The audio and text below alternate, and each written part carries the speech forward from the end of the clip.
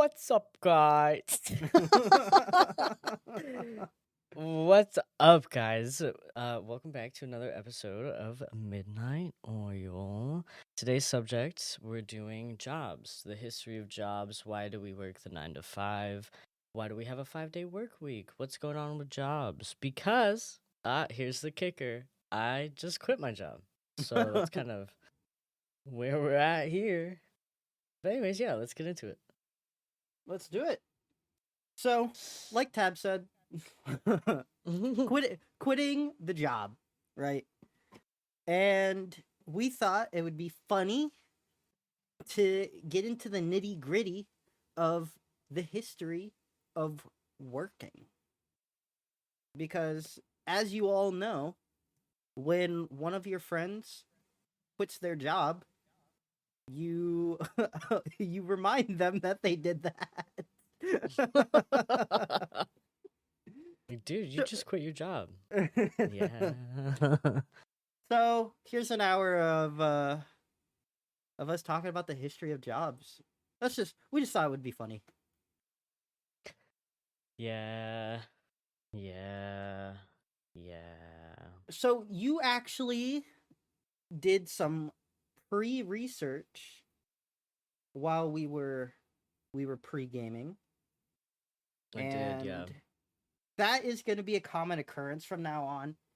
Just in the future, before the episode on Spotify is released, the main episode, we actually record a pre-episode where we talk about why we picked the subject. We talk a little bit about what's going on in our lives.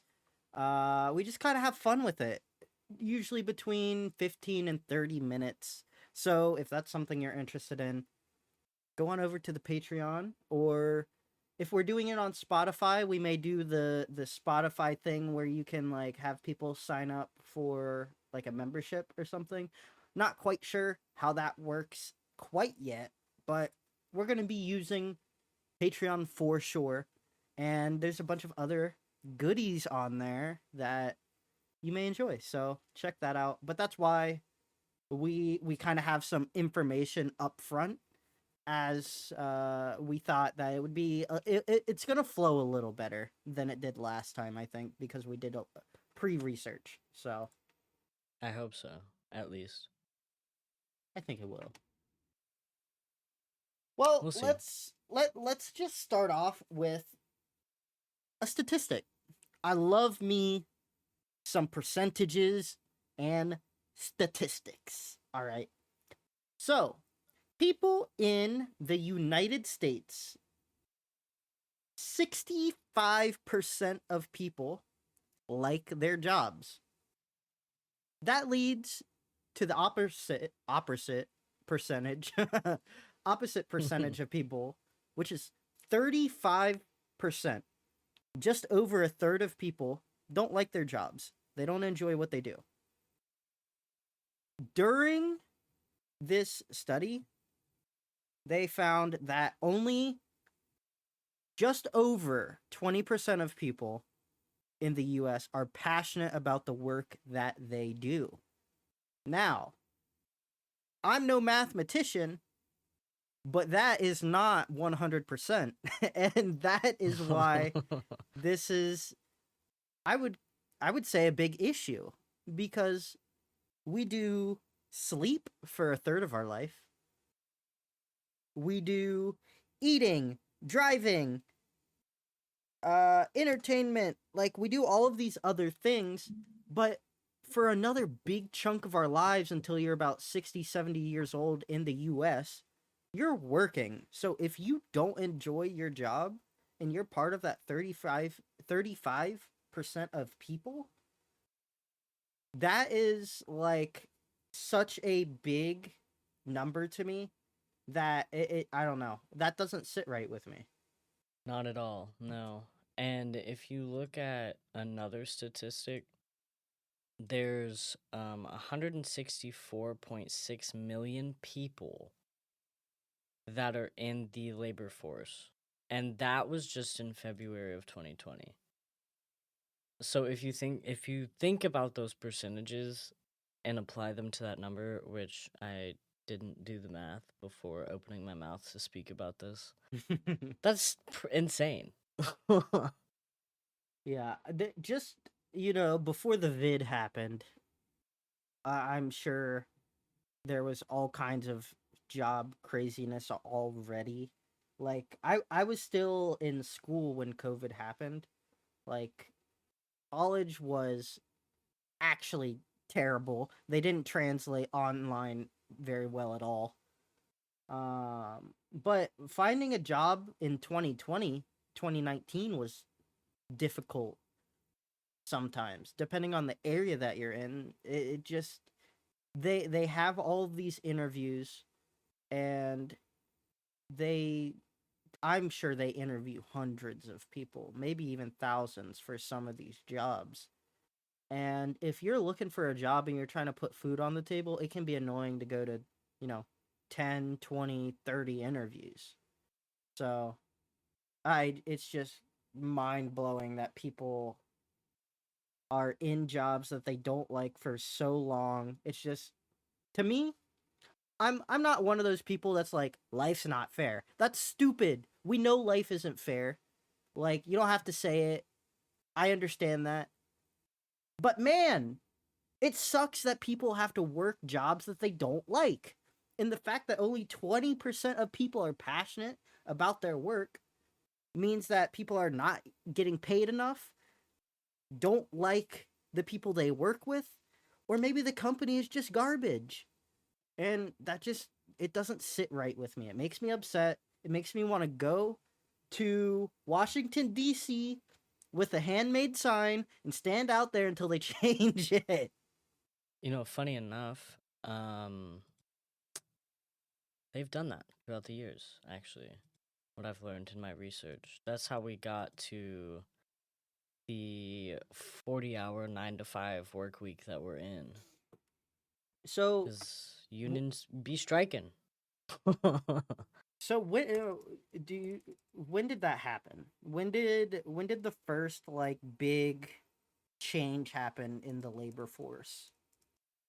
So there was a really big change after World War II, which led to the Great Depression, which obviously led to high unemployment, which ultimately enacted the Fair Labor Standards Act, which was that employers must pay overtime to employees working for more than 40 hours a week.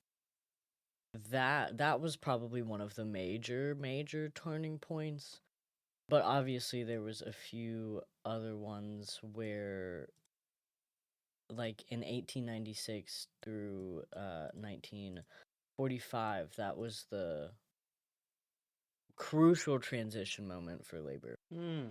So Yeah. I'm seeing that in 1926, Henry Ford popularized the 40-hour work week because he found that working more than 8 hours a day actually didn't lead to much of an increase in productivity. It was actually a very small amount of productivity, and he decided that it wasn't worth working more hours. And then Mm-hmm. later on, the 40-hour work week was signed into US law in 1940.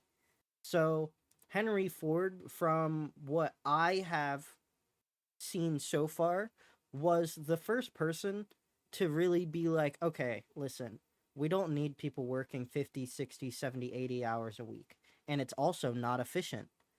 So, we're going to lower our work week to 40 hours, and everyone is much happier, and you don't have to put in all those extra hours of work, and you get to spend time doing other things that you actually enjoy.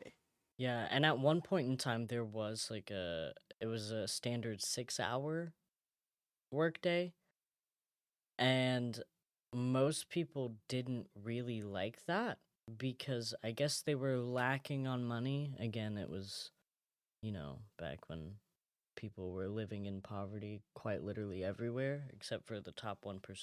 Sounds kind of familiar. But anyways, we move on.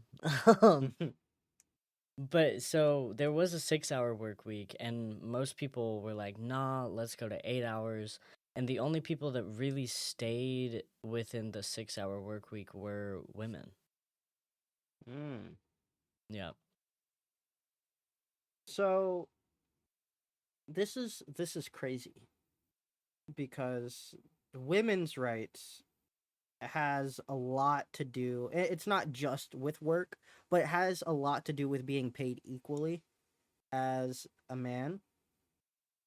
And it's just the politics behind all of this money is just so disgusting to me.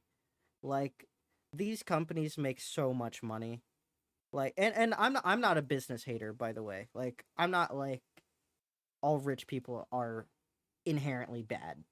But you can afford, if you're making $1 billion or $10 billion or $200 billion, you can afford to pay your workers more than $40,000 a year. And I don't enjoy the way that some companies do it. Now, when when Henry Ford changed all of the things in the company and he said, okay, we're going to do 40-hour work weeks, they started at $5 per 8-hour day. That's insane. Just think about that.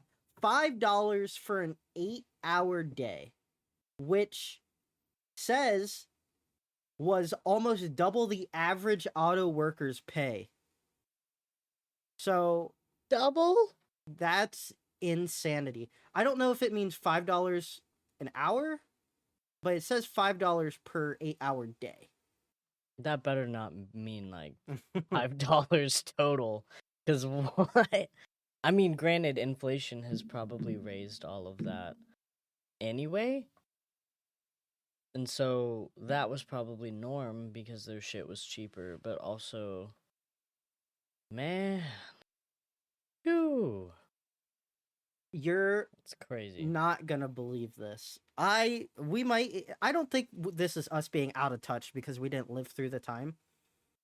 Social Security Administer at Social Security Administration says from the early part of the 1940s to the middle of of 1943, the average weekly wages in manufacturing establishments covered by state unemployment compensation levels increased by 71% from $26 to $45 average weekly wages.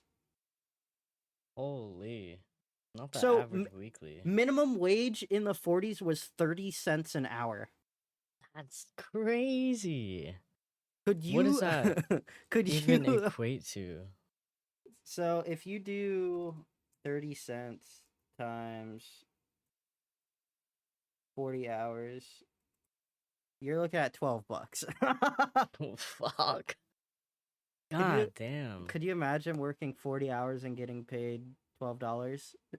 And you said that was in the 1930s? It says 19 1940 to 1943. So somewhere between there. It says, well, here it says 1930 to 1935.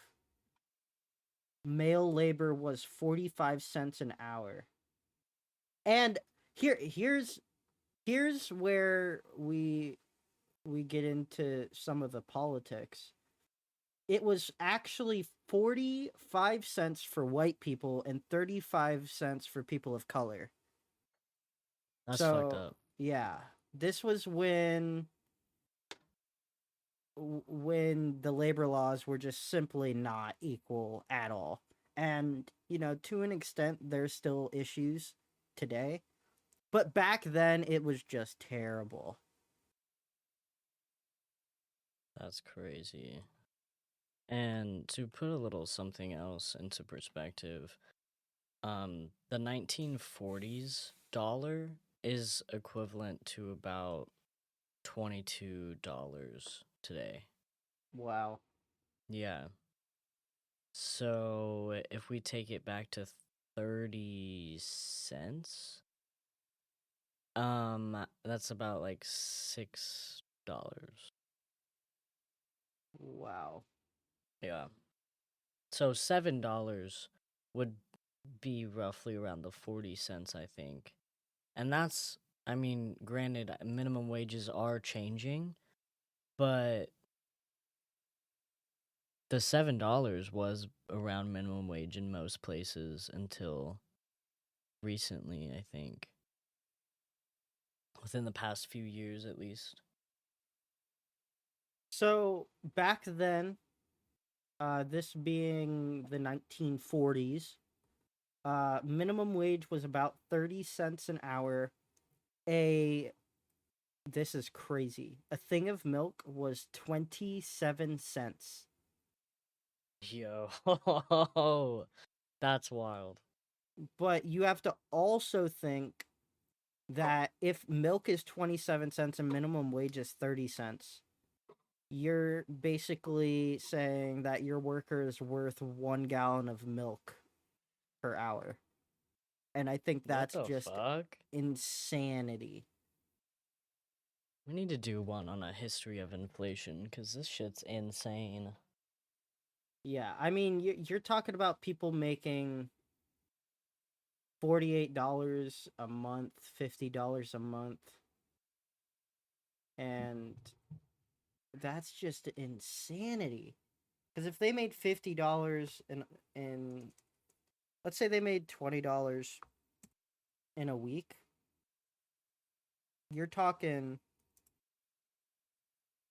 because you said $22 was the conversion rate.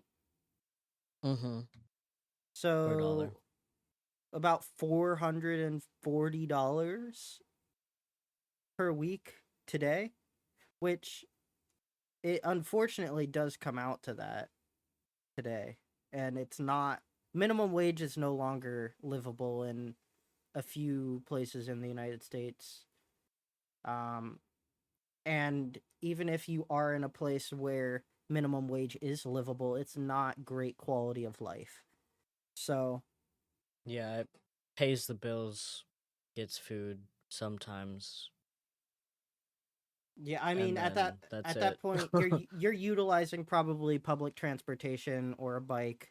You're going to food pantries to make sure that you have the food and nutrients that you need.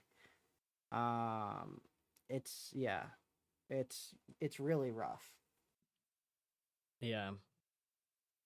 So we talked about Henry Ford being the the god daddy of being the 40-hour work week guy.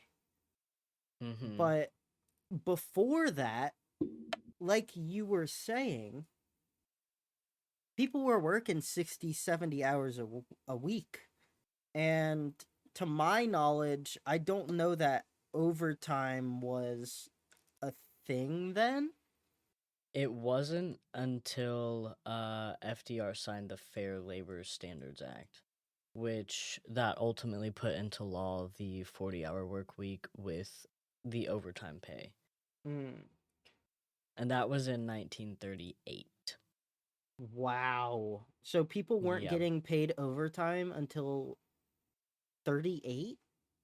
Yep. Wow. We. Mm-hmm.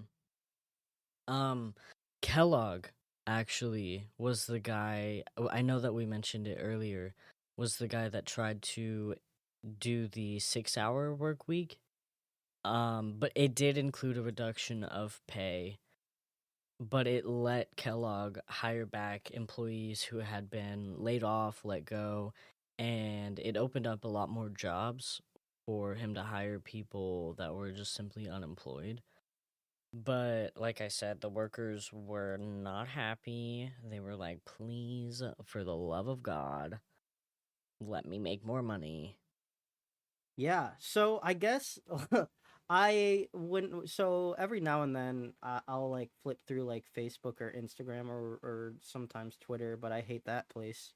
Uh and I see I see these memes of my great grandparents buying the house for six raspberries in 1960 or 1930 or whatever, and then it's like a person like one of the old people dancing, and I was like, I just laughed so hard at those because it's like the more research we do, the more true it is. Like maybe not six raspberries, but like it is significantly cheaper. Now, they also made less money, but just the amount of money that was needed to buy a house back then, if you had that money now and the same prices now, is ridiculous how fast it all changed because it hasn't even been 100 years.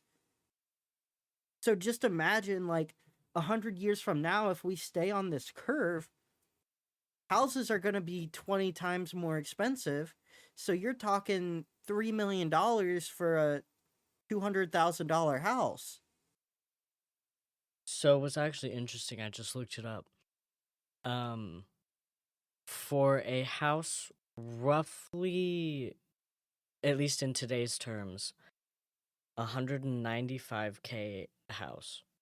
In 1930, it probably would have been around $6,000. Oh my god. Yeah, that I mean Yeah. that's what I'm saying. Like literally almost anyone now could have bought a house with the money they have, or they probably would have been qualified for a $5,000-6,000 loan these days, and you could have bought a house. Like that's insanity. Mm-hmm. Very much that. So okay, so we know about like the 1900s, but what about before that? Like way back when people were still dodging taxes in the 1600s. So I wonder how far back it goes to where people like why taxes? Like and how did first of all, how did the government keep track of all of this stuff? Because we have the IRS now, and I'm sure the IRS was around back then, but like they know how much money you make. Like everything is connected to you unless it's cash. So the IRS knows how much money you're making. In the 1600s, there was no little bank card telling you, "Hey, this person makes this much money," or "This is how much money you have." Like just how did all of that work? So it looks like here, according to Google, the IRS goes all the way back to July 1st, 1862. Wow. So I don't know how they were keeping track beforehand, but the IRS was definitely founded before the whole Labor's Act, kind of. So you said 1882? Yeah, 1862. 62. So literally almost 100 years after we we established independence as a country, the Mm-hmm. IRS came around and said, "Hey, we're going to need some of that." That's actually insane. They actually decided in the 1800s to put their hands out and say, "You worked really hard those 70 hours that you worked. Where is our cut?" Like, what? So it was actually founded because of the American Civil War. They needed income tax to pay war expenses. And so it was the Revenue Act was passed in 1862, and it was passed because emergency and temporary wartime tax. And it copied the new British system of income taxation. Hmm. Yep. So that's so crazy. Mm-hmm. That's act. So That's ridiculous. they just keep needed like the only reason it sticked around because it stuck around was because they just keep needed to keep getting taxes from people. Because then, of course, post Civil War, everything was going to Reconstruction, and then that was the tax reform that we had. It's Wow. crazy.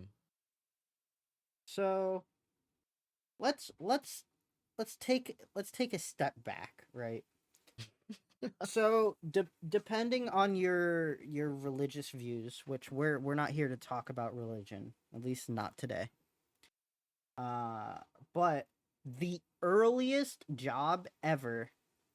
What do you want to take a guess what it would be? I mean, would it be like, since you mentioned religion, would it be like a priest, a preacher? No, the first No? ever job was a tool maker. Oh. Back way back when, about 2.5, 2.6 million years ago, we started making tools, and people thus began taking advantage of other people. If you do this thing, I'll make you a tool. I'll make you a bow, or, well, probably not a bow yet, but I'll make you a stick with a rock on it, or, it was so primitive back then, but they were basically your local Home Depot.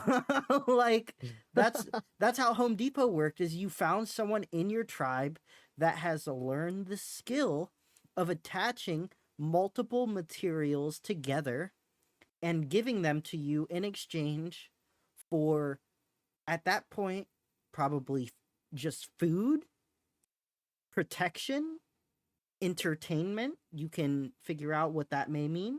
Like, you were literally putting such basic things together with blades of grass, pieces of twine made out of reeds or something, and you were making tools. And that was the first job. That checks out. I mean, because we used to be back in the day, the trade system used to be big. So that's, I mean, that checks out. Yeah, I mean, before that, so that's the first thing that I can think of where they had some sort of like value. But before that was probably like the hunter gatherer type. Yeah, so I was thinking like the cavemen were probably like, "Hey, I can start a fire. I'll start a fire if you give me some of them berries that you just picked." Could you imagine just I mean, living back then, man? I would love it. I I mean, feel like that would be such a slay. it's just so crazy to think how far we've come, because if you told a caveman right now and we're able to communicate with them, "Hey, you're going to go out and you're going to get us all of the meat and the food that we need to sustain our little tribe." And then, without giving them anything in exchange, saying, "Okay, now we're going to take 30% of this meat and berries and you can keep the rest." It's just crazy. It's insane. And I understand that they need taxes to do other things, but they don't get done. Let me tell you about these potholes that they're supposed to be paying for. All right? We got so many damn potholes, and I thought, you know, paying taxes, fine. Here's some of the money. Here's some of the money. Please fix the holes in the ground that you have created for my car that I also pay taxes on. And they said, I don't think so, bud. Like, what? What kind of hoopla is going on here? Nah, because meanwhile, around my town, there's like 3 roads that are under construction, and there's pop-up construction everywhere, all over the roads where I live. So Man, I mean, maybe get better. yeah, I used to live in Cincinnati, not anymore, obviously, but from Cincinnati, they have been doing work on the highways for at least 20 years. Like, it's been at least 23 years. I can remember being a small child and there being road work being done on the highway. Have they filled potholes since then? No. Nope. I, if I visit family, I can feel the potholes still. I can feel them. So, it's just it's crazy. It's insane. But do you think at the end of the day that the amount of money that we make is not enough, or do you think the amount that companies charge for their goods and services are too much? Both. I mean, I think the whole like wages thing comes from the fact that the companies are upping the prices on everything. So I want it's like it's you're asking like a did the chicken come first or did the egg come first? Yeah. Cuz it's very much well, we're asking for more wages because they're raising their prices, but they're also raising their prices because we're getting paid more Yeah. and they're having to pay their employees more because it's a loop. It's a constant loop. Yeah. And thus, yeah, thus creating the endless cycle that will be very hard to break out of because man, oh man, how many times? I mean, just think I'm a big gamer, right? Back when I was younger, I don't remember and I'm talking like the PlayStation 2 days. I don't remember a lot of games coming out for $60 or $70. The $70 thing is more definitely more new. I know that for a fact. But I don't remember there being games coming out for $60 back in like 2006, 2007, 2008.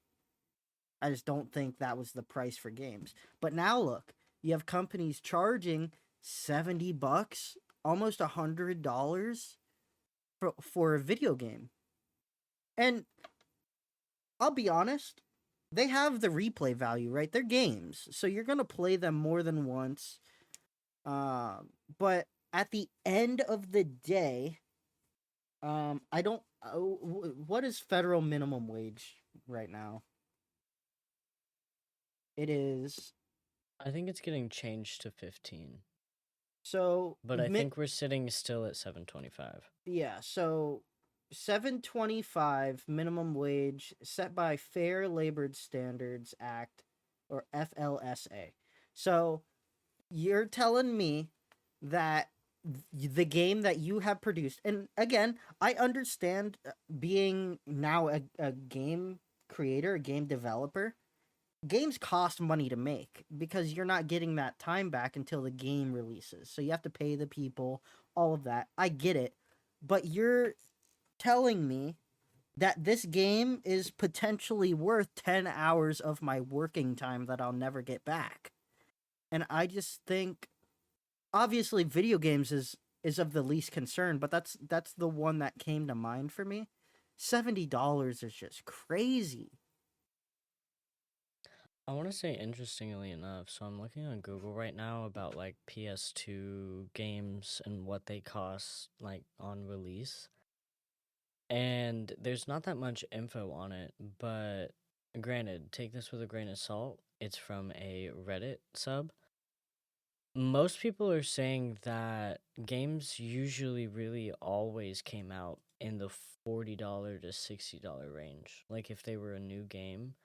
And somebody said new console games on the original Xbox and PS2 were usually 50. They got bumped up to Wow. 60 starting with the 360 and PS3. So I think that's crazy. they started at 40, $50. Then they went to $60. Now they're getting to $70. But you do have some companies, whether they're indie developers, whether they're smaller, bigger, whatever. Um, games are priced all over the place now. So unless it's a AAA game, you're not usually looking at $60, $70 for a game anymore.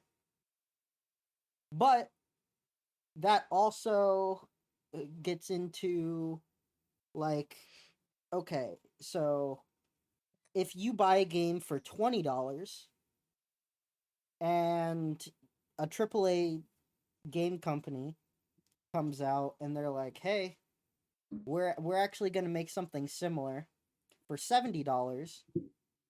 Because of the name on the brand, and that's something I want to talk about as well. The name on the brand, you're going to pay more money because you know the brand name.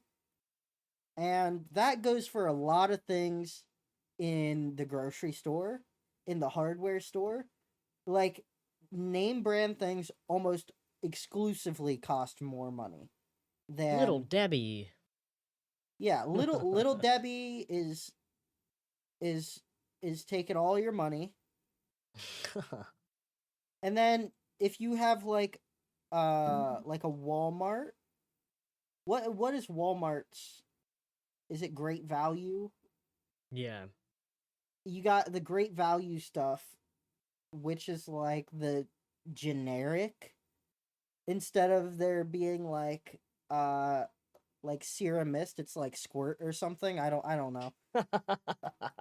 Uh but like these things, they usually cost less. But if you want Dr. Pepper instead of uh you know, Dr.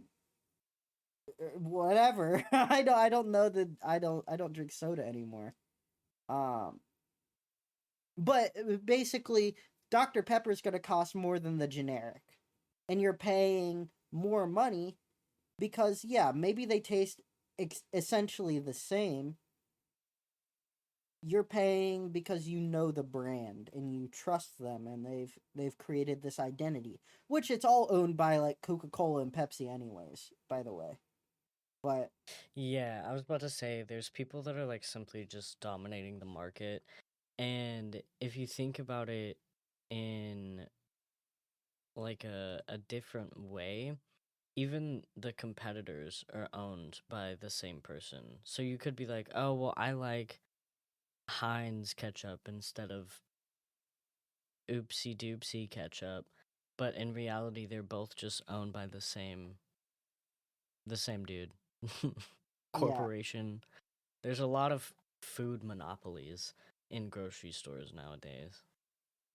uh let's see all of the what I just want to see what companies does Coke own. So, oh my god, it's significantly worse than I thought.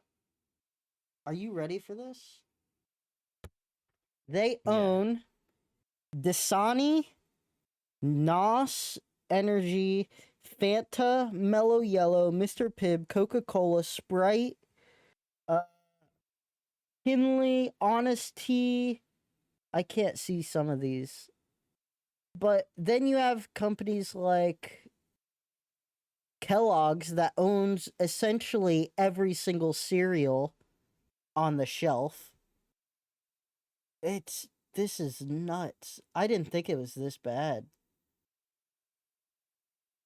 No, So, yeah. And you're not even thinking about like who owns Coke, you know? yeah.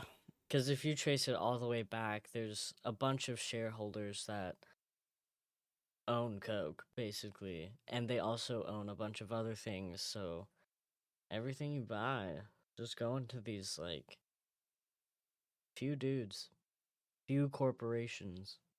Well, get this. So Pepsi owns Lay's, Pepsi, Tropicana, Captain Crunch, Doritos, Cheetos, Walkers, 7 Up, Quaker Oats, Tostitos, Mountain Dew, Gatorade, and Ruffles, and that is just insanity.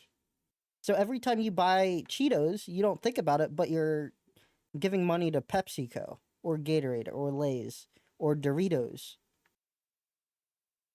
Yeah. Yeah. And to And be fair, I knew about Coke owning a lot of things in the sense of like all of the drinks because if you go onto the Coke like order website, because I used to have to place Coke orders, and you'll see like all of the drinks that they have in their catalog. And it's a bunch of shit that I would have never even thought of. They have body armor that you can buy. wow. Yeah. So Dasani. Yeah. not only does Coca-Cola as a company have a bunch of products, but the places the products are in. So this is a list of major restaurants that serve Coca-Cola. Denny's, Domino's, Wendy's, Ruby Tuesday, Red Lobster, Burger King, McDonald's, Chick-fil-A, Jimmy John's, Chipotle, Sonic, Cracker Barrel, Outback, Cheesecake Factory, Chili's. What is that? Subway, Fridays, Steak and Shake, Jack in the Box, In and Out, Hardee's, Five Guys, Longhorn Steakhouse. Like all of these places serve Coke products. They specifically have signed deals with Coca Cola to use their product. And now on the opposite side, Pepsi has Taco Bell, Golden Corral, Applebee's, Dairy Queen, Arby's, Buffalo Wild Wings, KFC, Pizza Hut, Papa John's, Panera Bread, IHOP, Little Caesars. I'm sure there's a fuck ton more. Um, And you're not even thinking about like all of the shops and grocery stores and funny enough hotels. All hotels, I'm pretty sure, have Coke partnerships where we have Coke fridges, we can only serve Coke in there. Like it's crazy. yeah, I mean this is insane.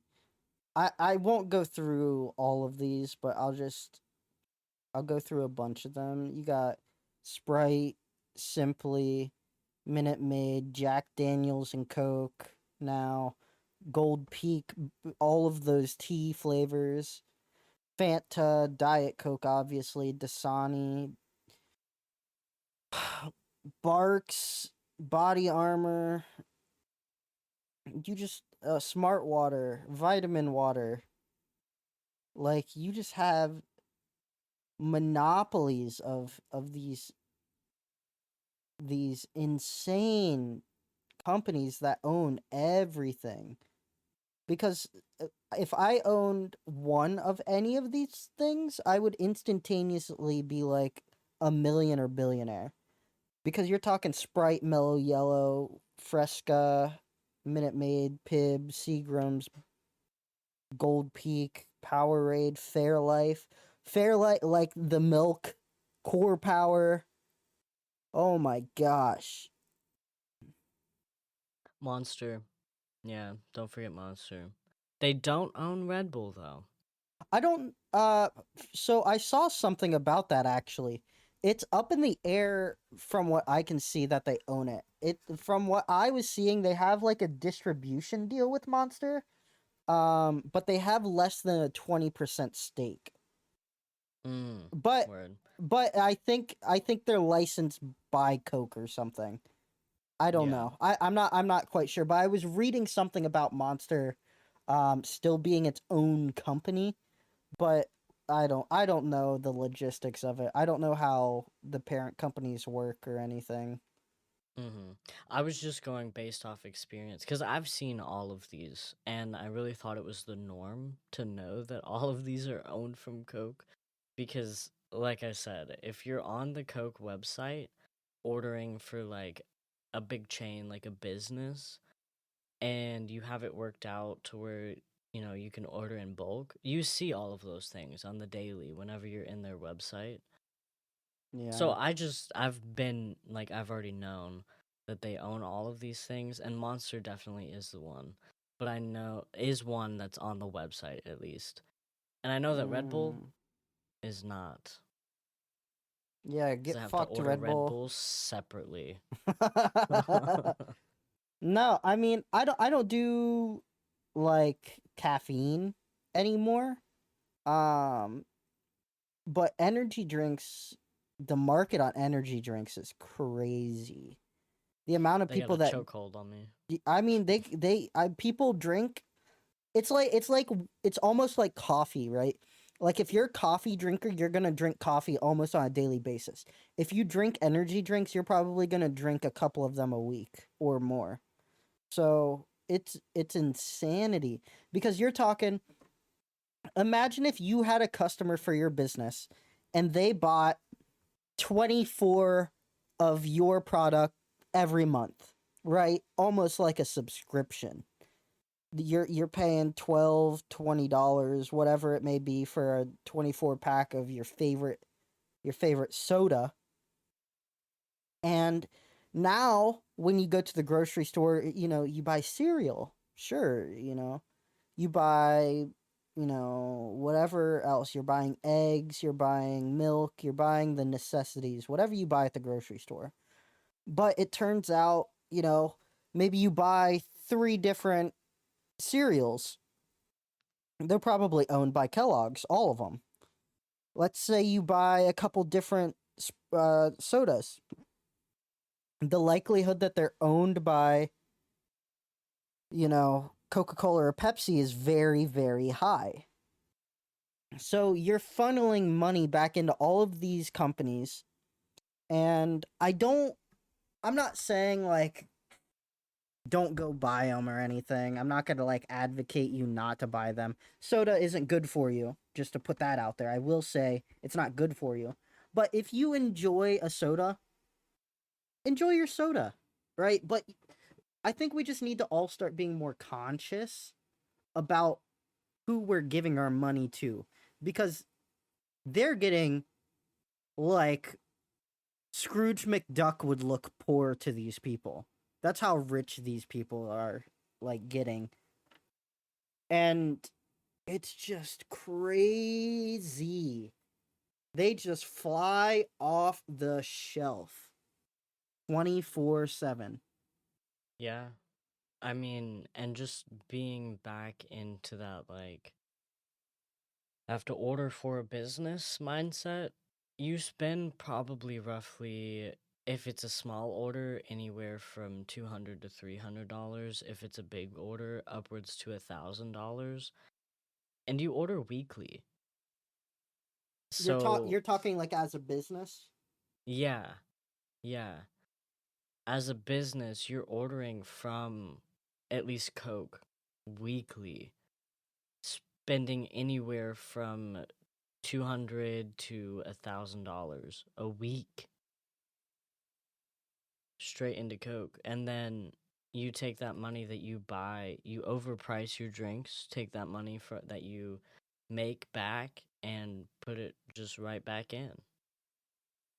Yeah, I mean, I think that's crazy. yeah, That's it wild. it, it is crazy because you're giving this company, right? So you are okay, we own a business, right? Let's say we own a skating rink. Just random. We own a skating rink. And we choose to carry Coca-Cola and their products. So every month we hand them $1,000. Okay, so now we do really good. We make 1,200 bucks on our soft drinks, but we're running out. So now what do we do? Well, now we have to purchase.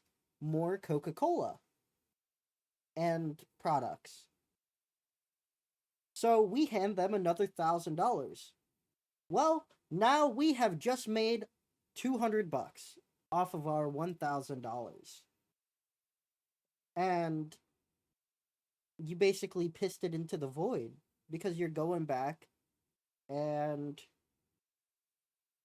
you're giving them the business. Now, here's my thought process. How are you really gonna fix that?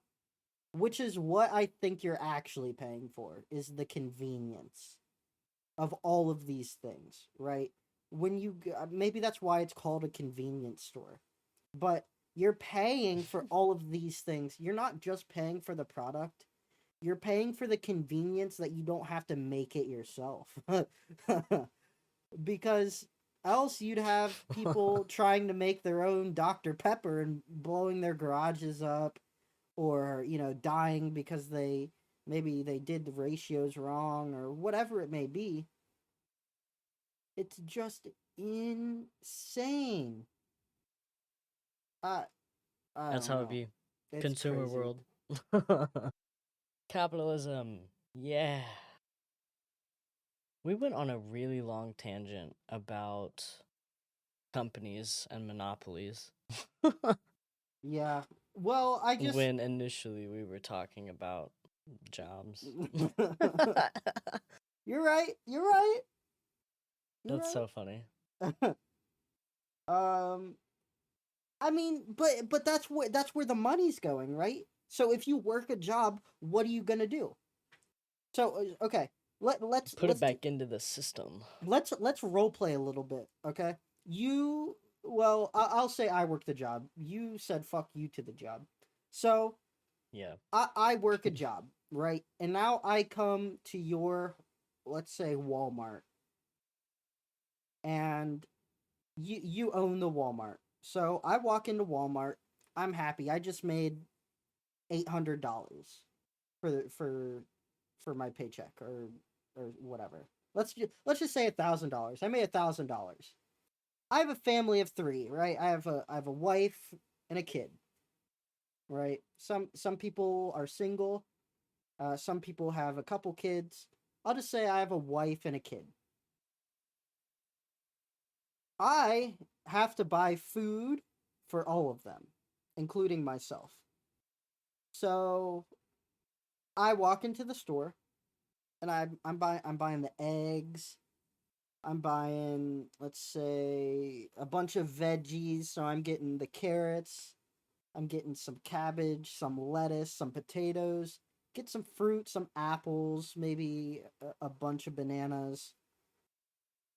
I can And already tell you right now that's your whole paycheck. Like so now, and that's if I want to cook. But let's say let's say I'm a busy dad, right? So maybe I work two jobs. Let's say I work 60 hours a week.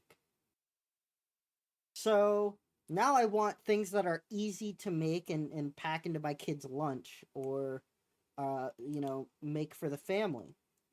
So now you're gonna get like the instant burritos. You're gonna get the Lunchables. You're gonna get the cereal. You're gonna get all of these things. Oh, the breakfast corn dogs, man, those go crazy. Yeah, we'll get a couple boxes of those. May, those are may, so good. maybe we get a box of Capri Suns. Get some Gatorade. Maybe some Sprite. Like, so we get all of these things, and then we get to the checkout, and it ends up being $300, $400. Half my money's gone Yeah. from Yeah. just food. And now let's say I live in a modest 2-bedroom, 1-bath apartment. So I gotta pay my rent. I gotta pay my rent. So if you're in the United States, it's probably, let's see, about $900 for, A lot more. well, let's say let's round it to $1,000 for a 2 bedroom 1 bath house or That's how apartment. much I pay for my 1 bedroom, 1 bath. Let's be Okay. real. So this is a good case scenario. So I've already spent let's say low end $1,300 this month, and I'm busting my ass, and I want to get a house. So now I have to save money to get the house. How long is that gonna take? Well, paying $300 in groceries, plus your $1,000 in rent, plus $100 in electricity, plus $50 in gas, plus $50 in internet. Maybe you have to pay for water. Maybe you have to pay for trash. You have to pay your car insurance, your phone bill, car payment, maybe your phone payment if you didn't pay your phone in full. You have to pay for school for the kid. You're it's hard, man. Like, In debt is what you're in. In yeah, debt. I mean, minimum wage, forget about it. You're not doing that on minimum wage. You gotta get a divorce if you're on minimum wage. You can't afford that. You are not gonna be able to afford anything working But minimum then, wage. if you get a divorce, then you're single and you have to pay for quite literally all of that, except you don't have someone to split it with. That's So right. then you're stuck searching for maybe a third job, Yep. or you're stuck living at home, or you're couch surfing, or you're living in your car, stuff like that. Like, shit's fucked out there, man. Fucked. Yeah, and you see all of these things about, they're gonna increase minimum wage and all of this, but I'm not saying don't let's not do that because everyone needs the money. But when the minimum wage is going to go up, every company is going to increase their prices. And we're going to be in another spot where we are just paying so much money for everything. It's going to be hard. It's going to be tough. And, unless people that are smarter than the two of us do something about it, we are just the upper class is getting upper, and the lower class is getting lower, and the middle class is getting torn right into two. Some of them are going into high class, some of them are going into low class, and the middle class just simply, you're not going to be able to do much because you're either going to be on the poverty line not making enough money, or you either went to school or you learned a skill, or whatever it may be, and you make $200,000. Well, the people lower class are making $20,000. So I don't know, jobs are tough. It's hard out there. Anyone anyone hustling right now, much respect. It's hard. And Shout out.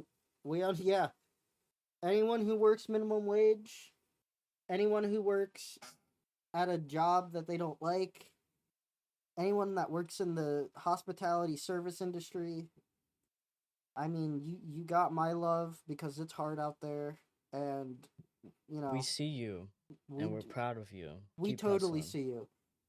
I would love to just wave my magic wand and everyone gets paid an equal amount of money for what they do. But Facts. unfortunately, that's not how it works, and the world we live in is it's getting pretty cruel. So Yeah, that's how it be yeah, in this club. Tab, what do We you learn? crying. So the reason um we work a 9 to 5 is because homeboy bored, Yep. and the reason that we have, the work week that we have, and that we get paid for overtime, is because old boy FDR signed the Fair Labor Standards Act, or else we would be back working up to 70-hour work weeks with no overtime pay and making literally nothing. I learned a lot. Kellogg tried to do a 6-hour work week, but everybody was like, no, give me my money. Yeah. So they erased it. There's been a lot of unions going on strike. There's a labor movement, moving of the labor. I learned quite a lot, actually. What did you learn? What did you learn? Well, I learned that it's actually insane that back in the past, you were getting paid 30 cents, 40 cents an hour, depending on your race. And that is already not fair, is doing something based on race. Then you have the gender equality movement for women's rights, and they're not getting paid as much, which, you know, there's a small list of jobs that people born male may be able to do more efficiently, but that doesn't mean better. So I don't think that because you are born a man, you should get paid more money. That's just, you know, not fair. Um, just because you were born African American, you shouldn't get paid less money. Um, but back then, milk was, 40 cents or 20 cents or whatever. But you were also getting paid 30 cents an hour, $5 a week or $10 a week is insane. You would be on the streets if you made that now. So, I guess ultimately what I learned is that the way that the United States is being run, while it does work, I don't think it is going to be efficient long term. Like, I don't think that this can go on forever because let's say in 100 years from now, minimum wage is $200. If we're gonna go on the same ratios as have in the past, we're making $200 an hour, but now a thing of eggs is $60. Like, it's just it's not sustainable at all.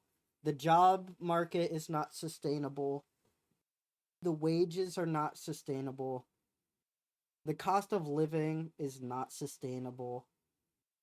And something's got to happen because man is it fucked with a capital F, man. It is not looking good. And, we didn't even get into the politics of it. There's probably Shooey. more politics than I could even imagine based around money. It's always money, drugs, and politics is, you know, they're always going to be involved somehow. So, so it's, I just learned that we are in a non-sustainable country. And I'm sure it's like that all across the world just because world leaders are mostly money hungry.